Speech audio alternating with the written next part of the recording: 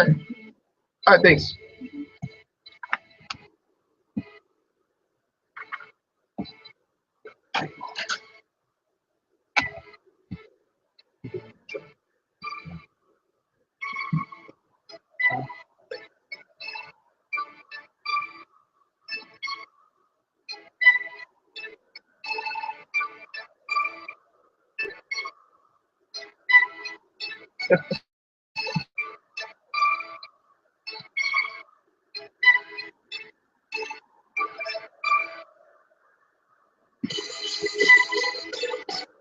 Get stuck. It is good.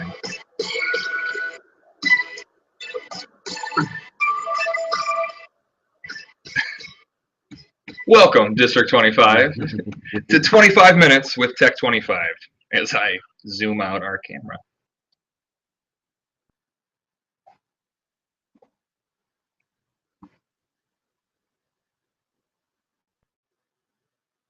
That was Bubbles, the Tech Turtle. Hopefully you all have met her. She will be with us for every episode of 25 with Tech 25. I'm Andrew Benton. I'm Data and Systems Specialist for Tech 25. I'm the one that you never see in your buildings because they don't let me leave that desk over there. Go ahead. I'm Tim Higgins. I am the Secretary here at District 25's main office. So any questions that you have would probably come in through me. And then I send it out to one of these guys, mostly Brad Katz. I'm Brad Katz, your District Network Administrator. Happy to be here. And yeah, I'm going to look at the camera. Hi, Mom. And I'm going to turn it over to Chris Fano. I am Chris Fano. Thank you for the introduction. Director of Technology and Assessment. We welcome everybody to, again, 25 with Tech 25. Tim's going to talk a little bit about the purpose, but in general, we want to provide as many ways possible to support you in your endeavors, integrating technology, supporting your operations and your functions as you work here in District 25. Yeah, so like Chris said, we're just trying to find as many different opportunities to get the training out to all of you. And we know everybody's time is valuable and in short supply. So part of what we want to do here is be the ones who explore the apps and programs and all the different technology that is available out in the world, kind of learn it, do the legwork and the heavy lifting so that we can then sort of transfer it on to you to take it to the next step, to bring it into the classrooms. And sort of use it in everyday life. So this, our 25 with Tech 25, is going to be sort of like a weekly little talk where we'll go through different applications, different programs, different concepts. Today we're starting with basically a brief overview of Google, because it's kind of become apparent to me that not everybody knows all the different tools that Google has given. Your district email is not just an email address. It's a username into an account that has all sorts of different opportunities to collaborate and be creative and organize. One of the other things that we'll be doing is probably about once a week as well is something called the Training Grounds, where we'll open up time to be able to come in here to Dutton and work with whoever's around to kind of work on in sort of the format of an open workshop. So you'll come in sort of with some ideas of things that you might want to do or that you've started doing but maybe don't know exactly where to go with it. And you'll have us here as sort of people to answer your questions, to help kind of figure out through some of the difficult parts of it. We'll also have a space online, probably on either YouTube or Vimeo, where we're going to be posting little training videos that we're going to do on different concepts that we see the questions coming up a lot, so that instead of it just being where you call in, we figure out the question once, just over the phone, you'll actually have a resource to be able to go back to if you ever forget kind of the process that we went through, or if you kind of want to share it with somebody else.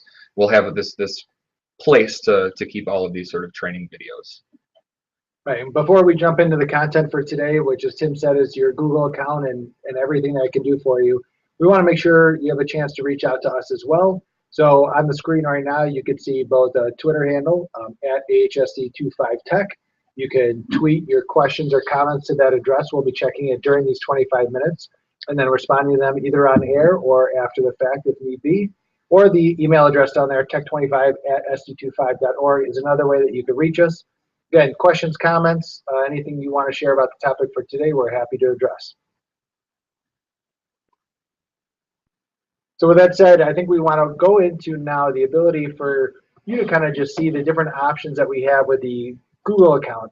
And as was mentioned before, it's really important to see this as a multifaceted way to help both organize your information along with your emails and see some of the integration between the different modules. So we're going to switch over to some screen sharing, and Tim's going to start off talking with just about the Google Apps menu and what's available to you right off the bat.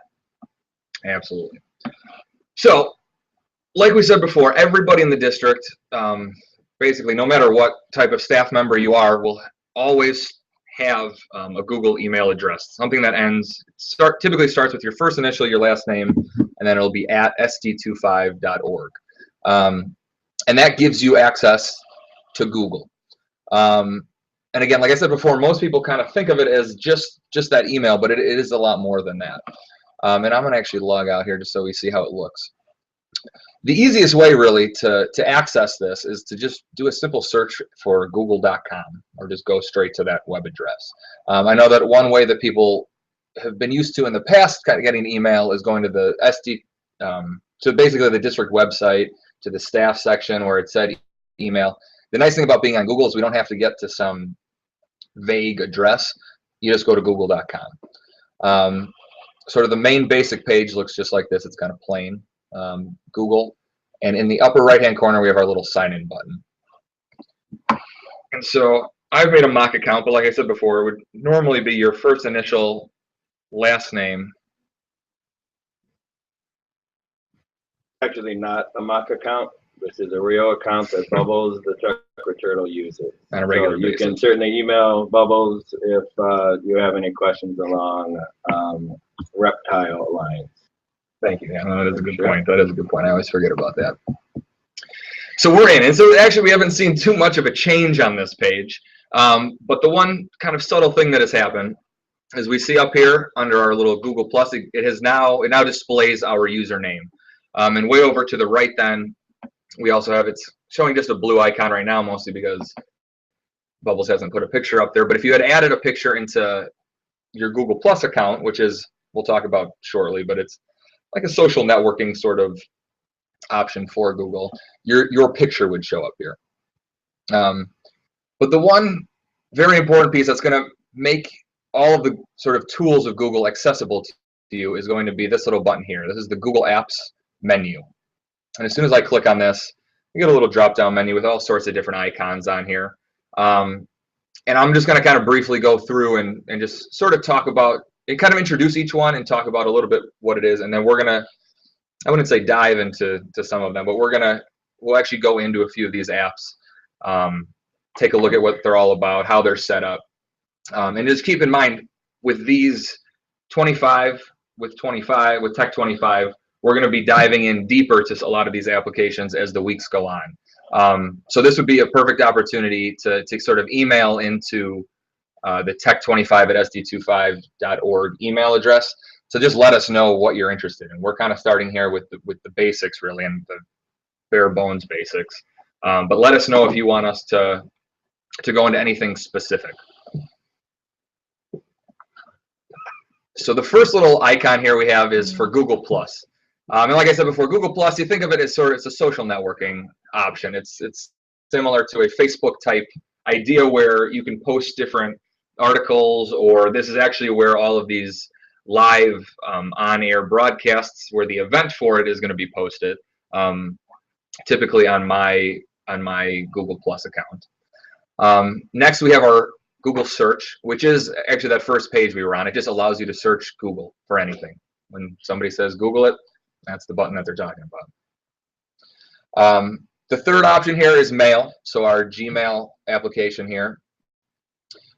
This one I would hope that everybody's familiar with, because otherwise I don't know how you found out about our event today if you weren't checking your email. We have Bubbles' Twitter account. Or Bubbles, yeah, maybe it was Bubbles' Twitter account. I think she has way more followers than the rest of us anyways. We have Google Drive, which is basically it's a hard drive up on Google servers. It's a place to save documents of any type, not even just Google Docs or Google Spreadsheets. You can upload anything to that particular space. Google Calendar, that was kind of self-explanatory. Google Sites. Now this gives you an opportunity to build very basic websites to share information. It would work pretty well actually in terms of if there's certain classes where you need to post different types of information, different student projects, things like that. Or as it would be, I suppose, an option for communication with parents in terms of keeping them linked up with what's going on in your classrooms. We also have groups, and we have contacts down here, which are different ways of managing all of the users that are in the district in terms of putting them into a group or keeping track of their contacts so that you can get into contact with them a little bit easier. And then we have this little more option. And it brings us down to some probably more familiar things to people. We'd have Google Maps, YouTube, Google News, Blogger, which is I believe actually Google acquired that particular company a couple years ago. So if you're interested in blogging out information, again, with your classes, to your parents, this would be a good option because you don't have to create a whole different account. It's incorporated in Google. And then Google Photos. If you hit that even more Google, then there's even a further, more comprehensive list of the different applications that Google offers to us. And I won't go into all of them right now since we've only got about 15 minutes of time left here today. But again, send us your questions. If you have any questions, come into the training grounds on Thursdays and just ask. That's what we are here for, to answer your questions. And I think the first little section that we'll go into is Gmail. Now, this again is something you're probably familiar with, but we've had questions on a couple specific things that have come in here, and I'm going to turn it over, I think, to Andrew here to talk about that. And you can drive. That's no problem. I know we've talked about training grounds a couple of times, but when Tim just brought up that screen that had those hundreds of tools and apps on there, that's almost what it feels like sometimes here, doesn't it, in the district, where we're coming out with what seems like 7 new systems a week. And so it is overwhelming. And so that training grounds really is your chance to come in, and maybe it's not even a specific one. Maybe it's, listen, I don't even know what these 3 mean. Can you just explain them to me and walk me through a little bit? So I know we keep pushing it, but training grounds really is something because it's pretty overwhelming. So this is Gmail. On the left side, you're going to see your inbox. You'll see your sent. You'll see your drafts. It's nice and simple. He can click on more here, and you'll see obviously multiple other things. But what they try to do is keep it simple. So basically, those are the obvious items. You know them from Curio. You know them from other email systems you're in. I think really, again, with the time that we have today and the fact that we're going to dig deeper into some of these, I really wanted you to see.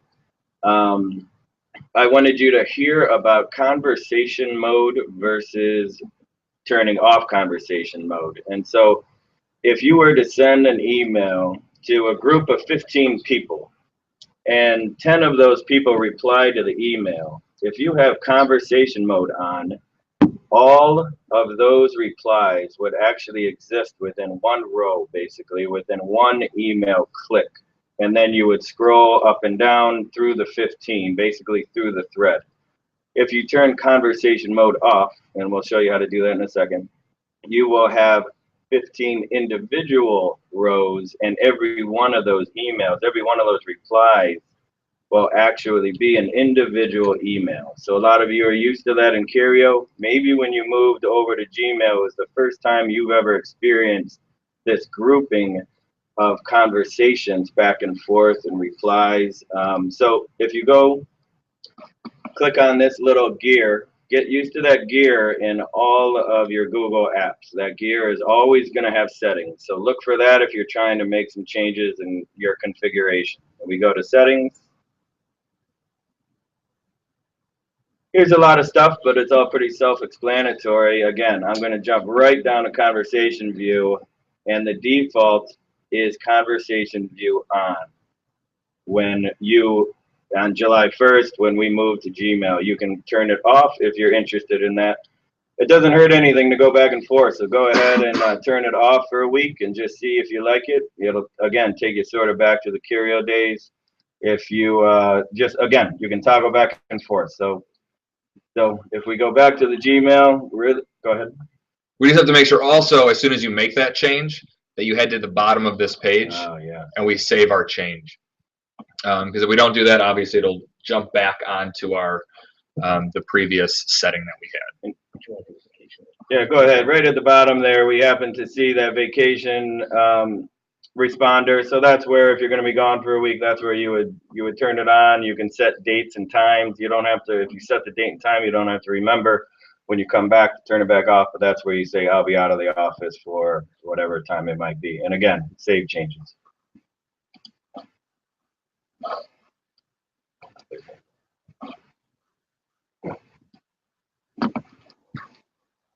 So that's Gmail. If you have any questions about that, again, we know that you're in there more than any of the rest of these. So I don't know. We could even move on from that. If you have any questions, you can tweet them to at AHSD25Tech. Or you can email your questions at tech25@sd25.org. It doesn't have to be during the broadcast. You can do them after if you want. All right, next I'm going to take you through Calendar real quick. To get to Calendar, all you have to do is just go up to the nice little squares at the top there, click on Apps, and then go ahead and click on Calendar. Every user in District 25 has a calendar that goes along with their Gmail account. And if you go on the left-hand side here, you'll see where it says My Calendars. If you click the little arrow to the left there, and you dive down, you will see a default calendar of your name. Right now it's TechReturtle because this is Bubble's account. And you also see a default birthdays. If you're lucky enough to know a lot of people, you can put their birthdays into this calendar. Otherwise, you can leave them out. If you go ahead and want to add an event, all you have to do is just find the time in the calendar, click, and just drag. All you have to do then is type in what you want the event to be. You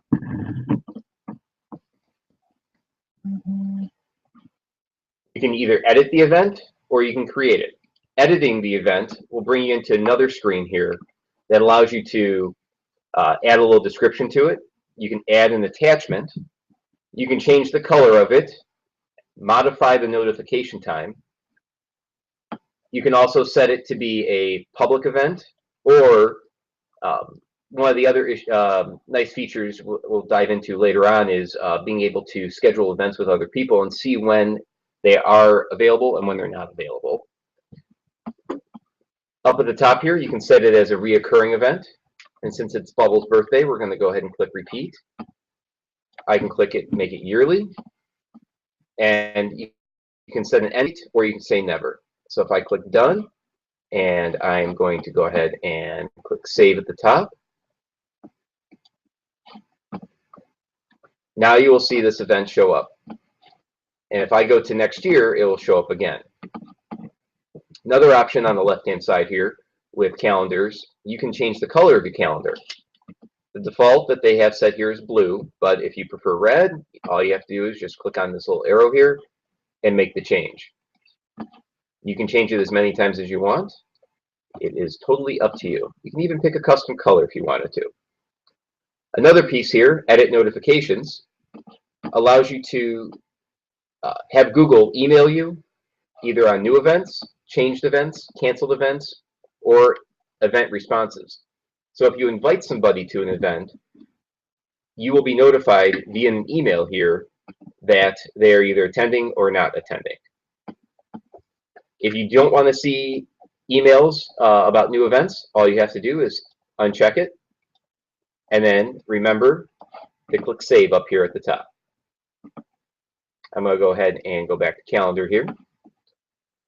Under other calendars here, you will see it shows up holidays. many of you will see the district calendar showing up, also possibly your building calendar showing up. If that's the case, you can do the same thing by changing the color if you'd like, as well as edit notifications. So if you don't want to see events, alerts for events showing up in your calendar or pop-ups, this is where you would make that change.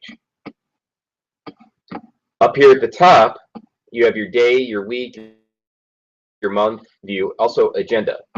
So it gives you kind of like an overview of a couple days coming up with different events coming in here. Since we don't have much in this calendar, you're not going to see much showing up here.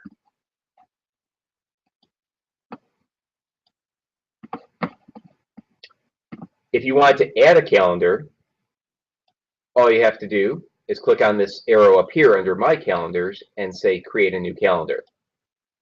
You can name it whatever you'd like.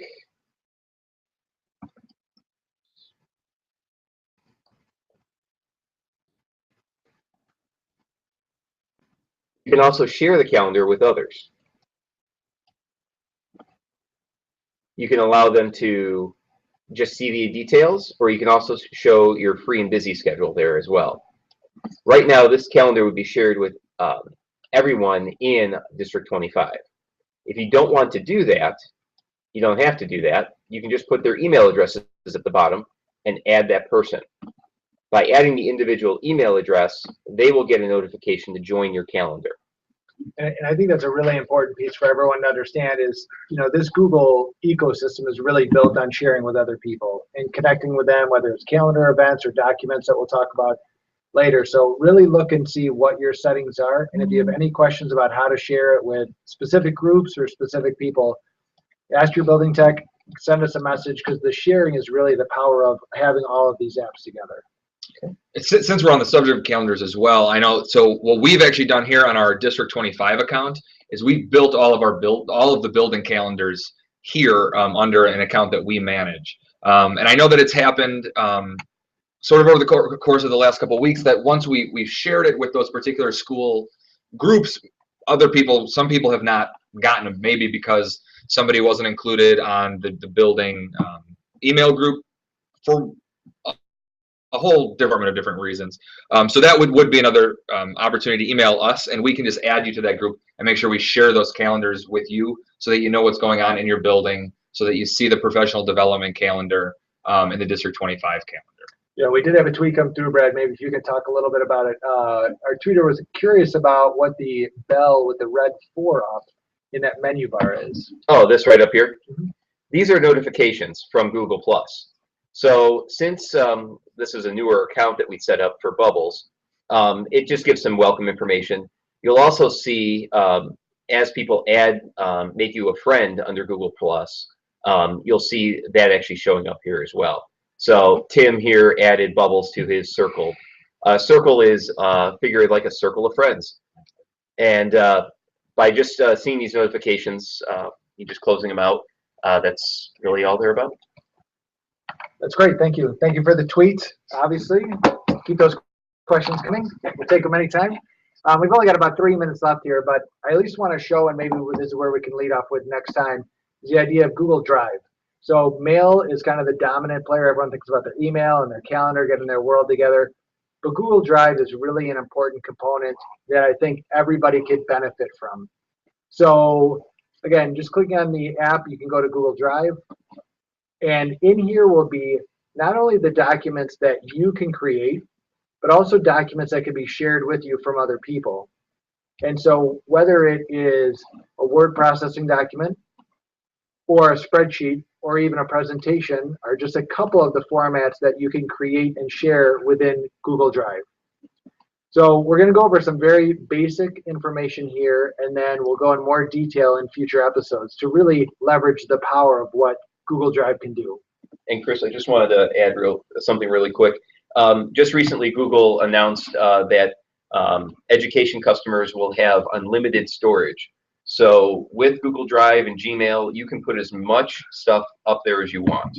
Absolutely, and I think that's going to be a big talking point as we go forward. Is this is not just a place where you need to keep 1 or 2 documents, but you can really store a lot of your files, pictures, and other documents in this space because they're easy to share and they're easy to link to. So we're going to start off with just a little bit of the management, just so you can see and make sure you know what's available to you. Obviously, the big red button in the upper left-hand corner, New, gives you a bunch of options, starting with folders. So anytime if you want to manage your different document types, if you're organized, maybe a little bit on the, I don't know, neurotic side like I am, you create a lot of folders that just relate to all different aspects of your work. And then below that are different options that you can have for you to create on your own. Now these are Google formats, and you can quickly see that you have word processing documents, spreadsheets, presentations, all the way down to forms, which is just another way for them to do survey or data collection, Google Drawings, and then this is also just an add-on that we have for our district. So again, you have multiple file types that you can create. You can get playing with those. And the last thing we're going to leave you with, the little teaser, is that yes, you can create these and you can share them. But one of the most powerful features is this idea that you can upload any file that you have into your Google Drive to be able to store it for later retrieval or sharing. So when I click on File Upload, you'll just see that you're brought to one of your windows. You can select any of these images. So let's say it's this image of a rival basketball team, which has its own issues. We're going to choose that, and really quickly you're going to see that we've now uploaded that image into our Google Drive. So that's where we're going to leave you today, to just know that Google Drive will be the next spot for 25 with Tech 25 to launch off from. But you know it's in there, and we'll take it from here to see all those different sites. Thanks for joining us, and we will leave you. I'll hopefully try to leave you here with Bubbles, the Tech Turtle.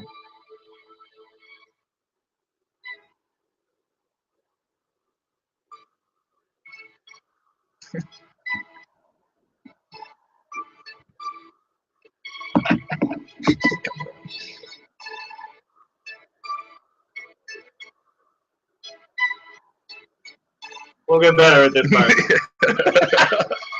We promise.